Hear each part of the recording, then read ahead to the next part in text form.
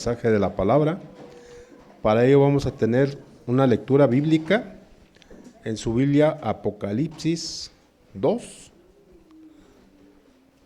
versículos del 8 al 11. Repito, Apocalipsis 2, del 8 al 11.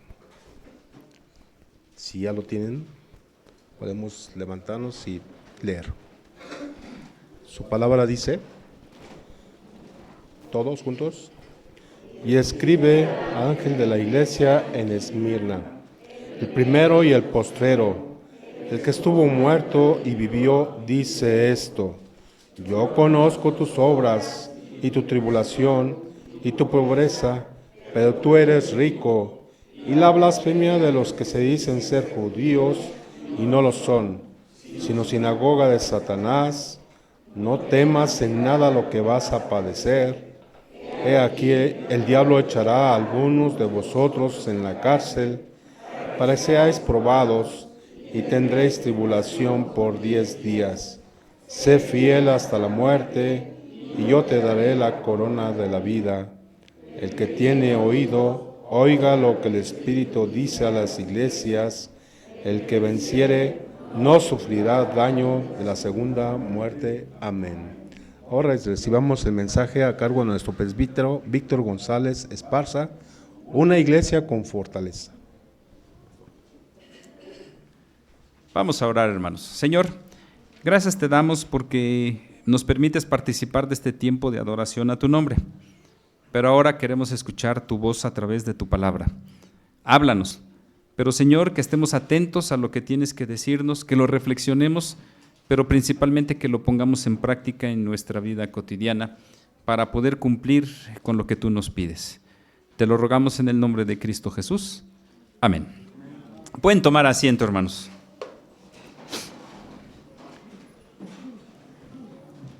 Como parte de la Iglesia del Señor, sabemos, hermanos, que la iglesia se define como el grupo de creyentes en Jesucristo que se reúne en un solo lugar para adorarle.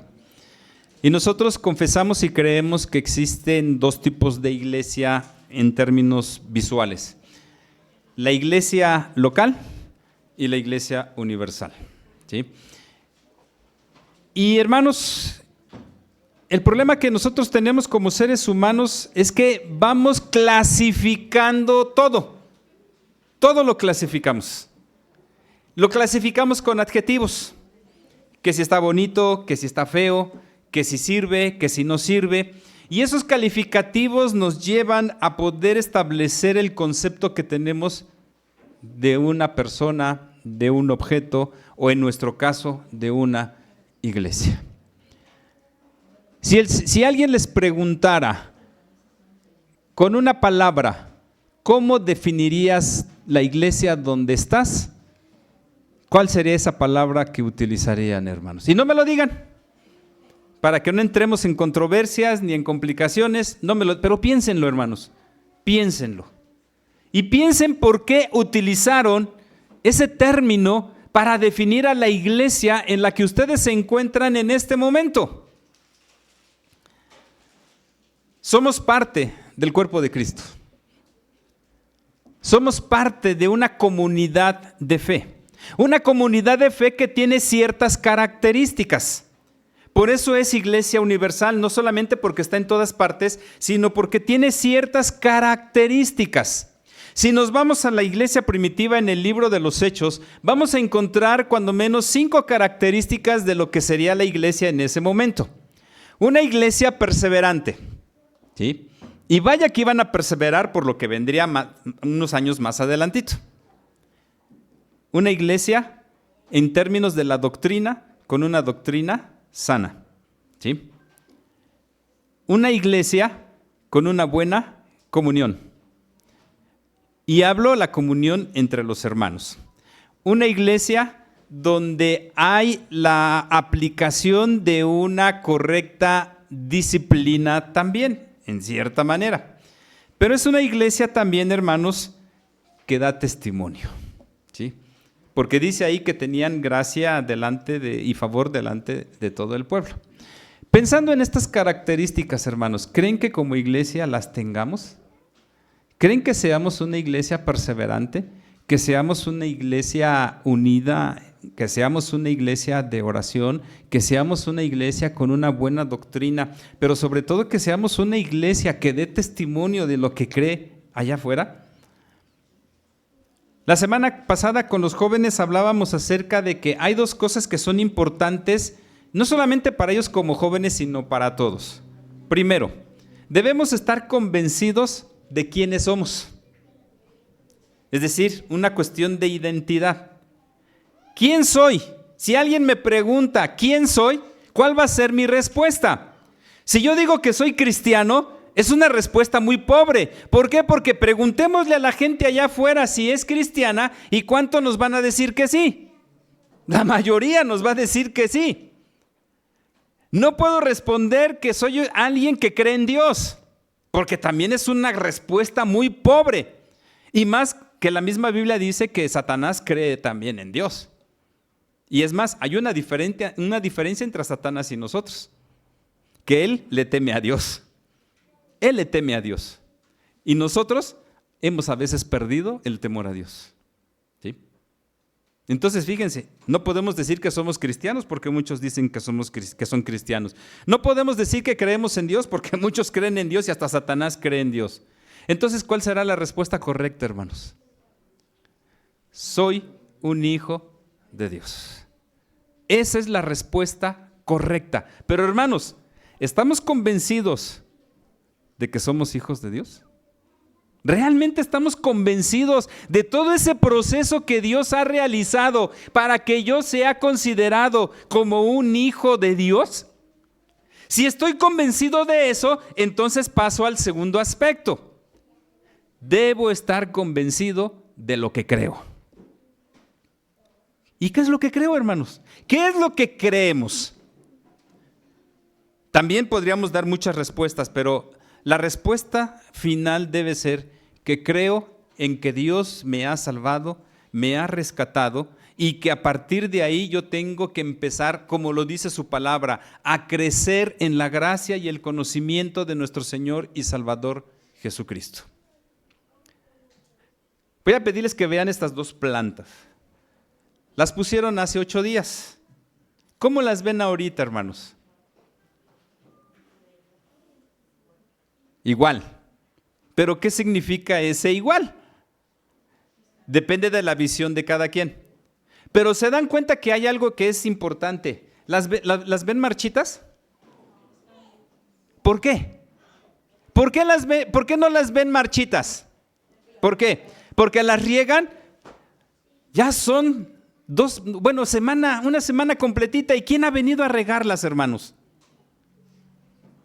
¿Quién? Una vez en la semana. La hermana Lucy, una vez en la semana. Pero si se dan cuenta, están, lo que ustedes dijeron, vivas. ¿Por qué, hermanos? ¿Por qué? ¿Por qué? Con la esencia de la planta. Lo que hay debajo de la planta, la raíz. Tiene buena raíz. Tiene buen sustento esa planta y que hace que, a pesar de que no sea regada constantemente, ahí esté dando una impresión de belleza, dando una impresión de naturalidad que sobrepasa cualquier otra cosa.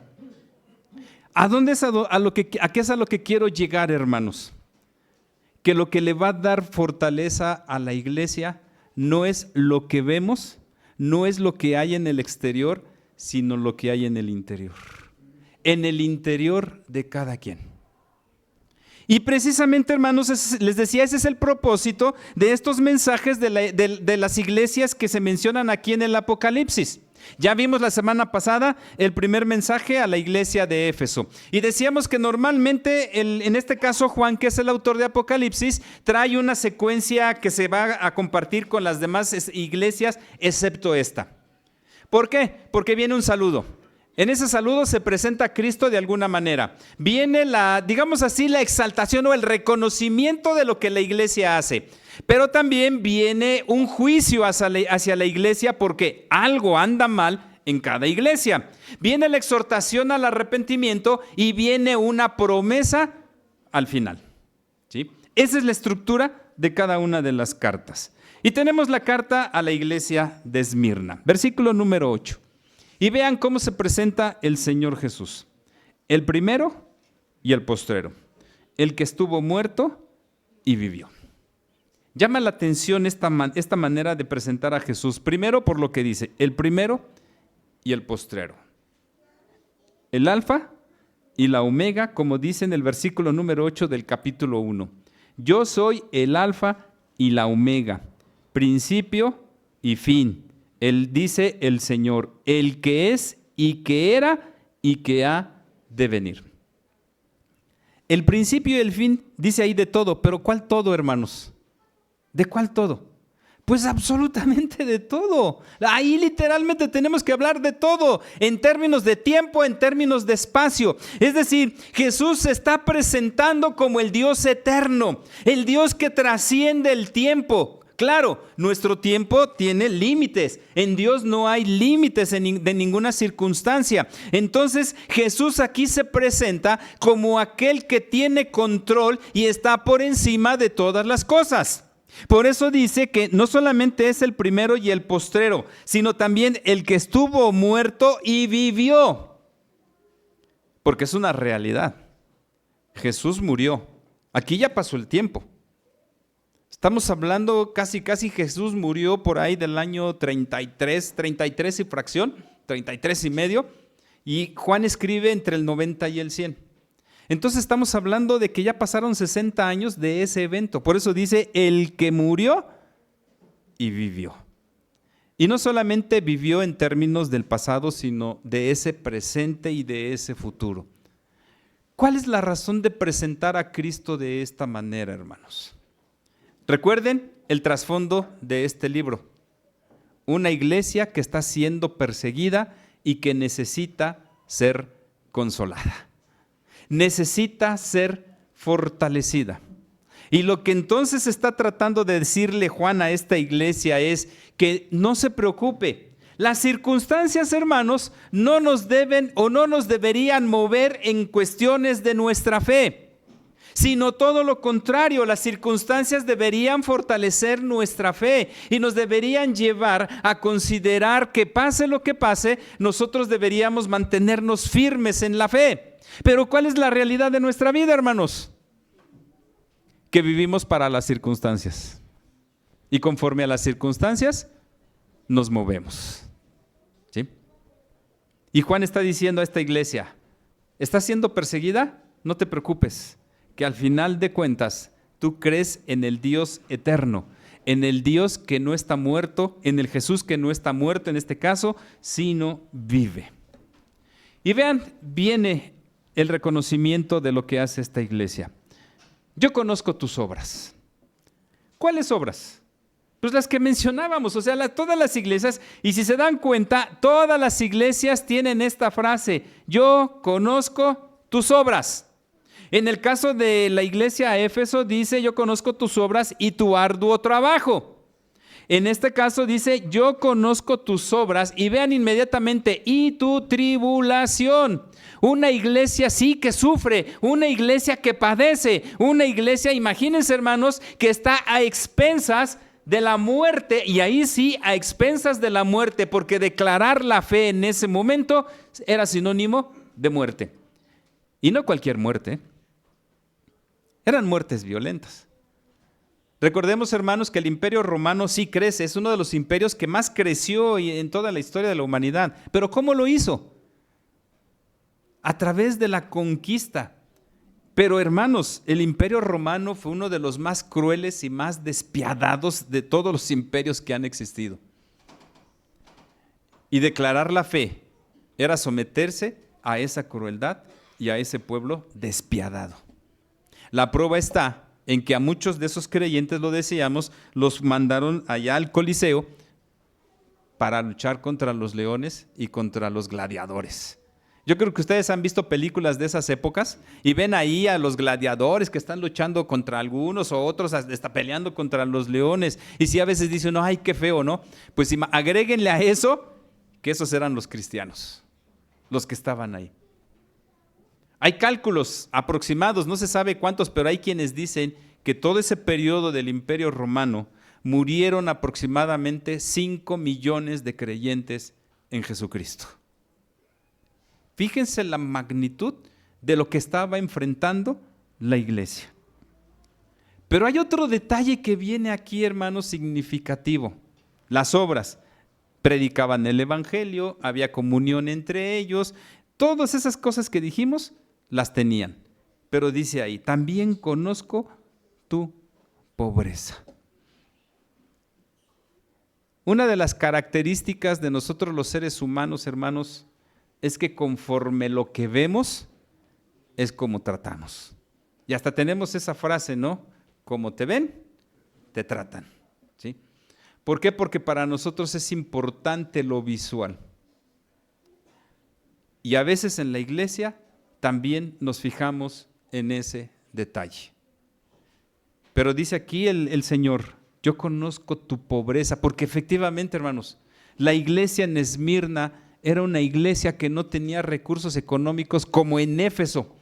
Éfeso era una iglesia próspera. ¿Por qué? Porque la ciudad era una ciudad comercial, era una ciudad próspera y había recursos. Había recursos suficientes en la iglesia, pero aquí en Esmirna no. Pero vean entre paréntesis lo que está señalado, hermanos. Pero tú eres rico. ¿En qué radica la riqueza de esta iglesia? Si no tiene que ver con la cuestión económica, no tiene que ver con los bienes materiales, ¿en qué radica la riqueza de esta iglesia, hermanos? En otro detalle, hermanos, que debe ser característico no solo de la iglesia en general, sino de nosotros de manera particular. ¿A qué nos llamó el Señor, hermanos? ¿A qué nos llamó? Le preguntan a Jesús, Maestro, ¿cuál es el más grande de todos los mandamientos? ¿Y qué respondió? ¿No tendrás dioses ajenos? ¿O respondió, no te harás ni imagen ni ninguna semejanza? ¿O respondió, no te inclinarás a ellas? ¿O respondió, no tomarás el nombre del Señor tu Dios en vano? ¿O respondió, guarda el día de reposo? ¿Qué respondió? Amarás al Señor tu Dios. Y agregó otros 2, también a tu prójimo y a ti mismo. Es decir, la riqueza de esta iglesia, hermanos, radicaba en la práctica del amor. Tenemos pendiente una pregunta que yo les hice hace algunas semanas. ¿Alguien se acuerda de esa pregunta que quedó pendiente y que ha quedado pendiente?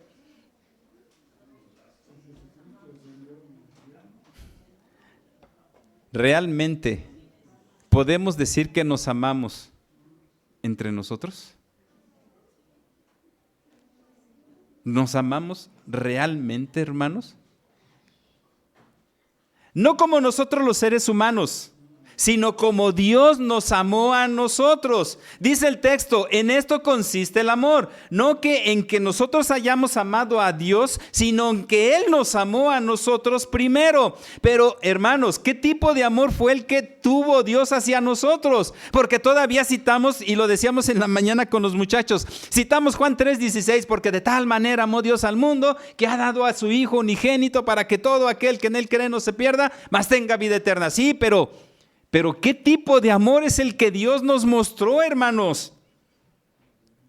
Para empezar, un amor que lo llevó a aceptarnos tal y como somos. ¿O Dios se fijó en alguna cualidad nuestra para escogernos? ¿Dios se fijó en alguna capacidad intelectual para escogernos? ¿Dios se fijó en alguna virtud nuestra para escogernos, hermanos? No. Para empezar, Él nos aceptó como estábamos. ¿Y cómo estábamos, hermanos? La Escritura lo dice, muertos en nuestros delitos y pecados. Y aquí entonces empezamos a desmarañar todo. Hermanos, realmente aceptamos al que está a nuestro lado, así como es. Si es enojón, si es alegre, si es refunfuñador, si es extrovertido, si es introvertido, ¿realmente nos aceptamos tal y como somos? Fíjense, para empezar, no solamente Dios nos aceptó tal y como somos, sino que no tomó en consideración lo que somos para darnos vida eterna. Porque, hermanos, la salvación, y lo dijo Pablo, no es por obras para que nadie se gloríe, sino que es un regalo que Dios nos ha dado. Y Dios no se fijó en que si éramos chaparritos, si éramos altos, si éramos gordos, si éramos flacos, si éramos blancos, si éramos negros, nada. En nada se fijó. Él lo hizo entregando lo mejor que tenía.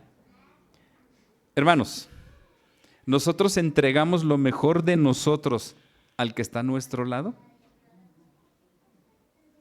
¿Somos capaces de olvidarnos de nosotros y pensar en el otro? ¿O es todo lo contrario? Hermanos, no crean que es fácil formar parte del cuerpo de Cristo, formar parte del pueblo de Dios. Y les digo que no es fácil porque nuestra pecaminosidad lo complica. Pero no podemos justificarnos en nuestra pecaminosidad, hermanos, porque si nos justificamos en nuestra pecaminosidad, vamos a ir de mal en peor. Tenemos que sobreponernos a eso y decir, yo tengo que amar como Dios me amó. Así es como amó la iglesia en Esmirna, hermanos. Así es como amó esa iglesia, y por eso el Señor le dice, tú eres rico. Y dice todavía, también conozco la blasfemia de los que se dicen ser judíos y no lo son, sino sinagoga de Satanás. Es decir, no, aquí habla obviamente de los judíos, pero se refiere a todo el pueblo de Dios. Yo conozco, dice el Señor, a los que se dicen parte de la iglesia, pero en realidad no lo son. Hermanos, ¿podríamos decir que efectivamente somos parte de la iglesia de Jesucristo?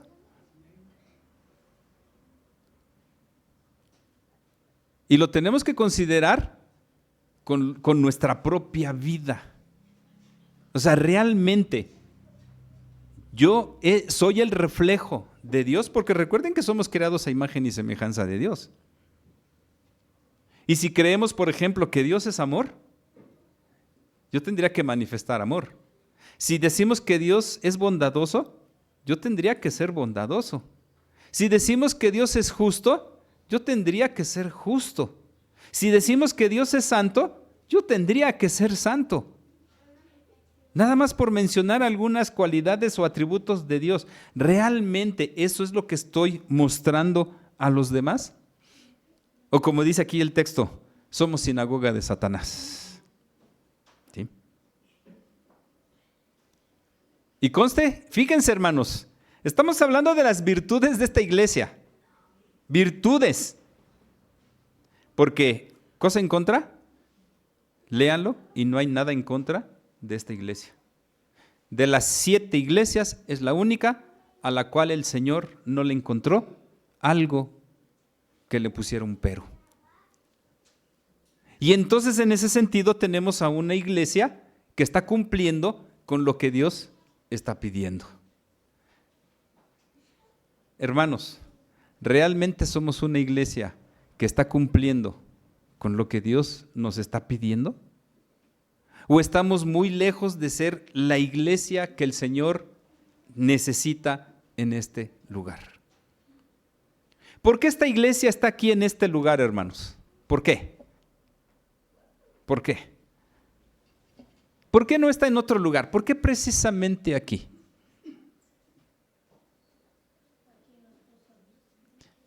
¿Pero para qué? ¿Para qué nos puso Dios aquí, hermanos? Fíjense, de manera individual, tiene que ser lo mismo de manera como comunidad de fe. Dios, el Señor Jesús dijo que en lo individual teníamos que ser luz y sal, tanto de este mundo como de la tierra. ¿Sí? Eso es lo que tenemos que ser en lo individual. En lo general, como comunidad, también tenemos que ser luz y sal de la tierra. Y si Dios nos ha puesto aquí, hermanos, es para hacer eso, para hacer luz y sal de la tierra, pero también para proclamar su palabra y para mostrarle a la gente quién es Dios en realidad. Por eso la exhortación: no temas en nada lo que vas a padecer. No te preocupes las circunstancias que estás viviendo ni las que vendrán. Porque dice: he aquí el diablo echará a algunos de vosotros en la cárcel para que seáis probados y tendréis tribulación por 10 días. Hay quienes han interpretado esta frase, sobre todo de días, de dos maneras. Una diciendo que 10 es un número completo y que habla de una porción de tiempo en particular. No se dice cuánto, simplemente es un tiempo específico. Ese tiempo solamente Dios lo sabe. Y la otra interpretación que le dan es a ese periodo de 10 emperadores desde Nerón, que fue donde comenzó la persecución, hasta el último antes de Constantino el Grande. O sea, estaríamos hablando aproximadamente del año 64 hasta el año 312. 10 emperadores que persiguieron a la iglesia. Sea como sea la interpretación, hermanos, el Señor está diciendo: va a venir un tiempo de prueba para ti. Imagínense, hermanos, la iglesia está sufriendo y todavía el Señor le dice: ¿vas a sufrir más?